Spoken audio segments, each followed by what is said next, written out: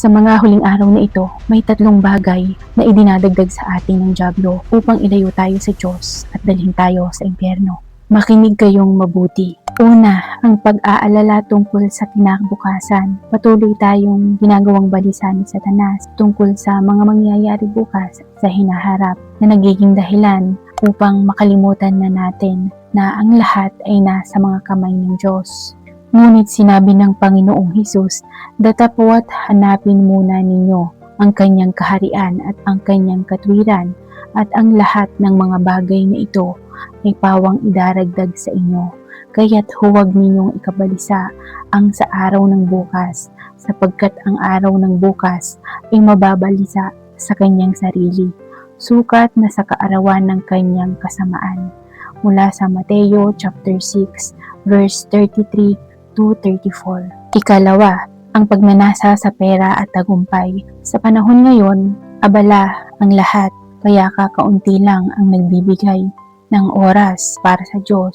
Kung tatanungin kita mula Lunes hanggang Linggo, ano ang pinagkakaabalahan mo? Maaari mong sagutin, ako'y nagtatrabaho, kumikita ng pera at naglalaan para sa aking pamilya. Ngunit sinabi ng Panginoong Hesus, sapagkat ano ang mapapakinabang ng tao na makamtan ang buong sanlibutan at mapapahamak ang kanyang buhay.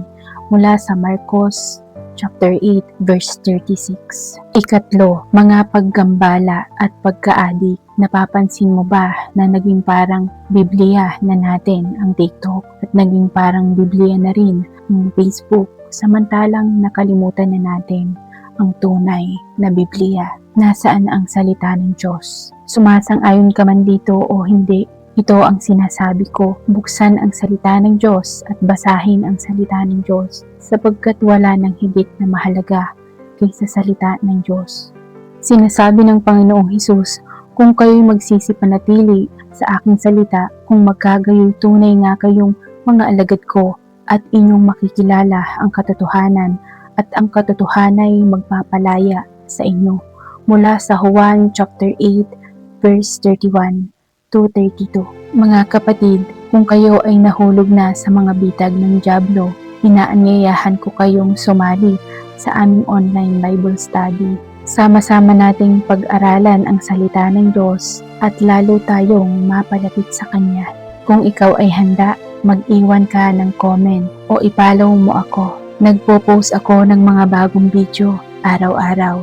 Pagpalain ka ng Diyos.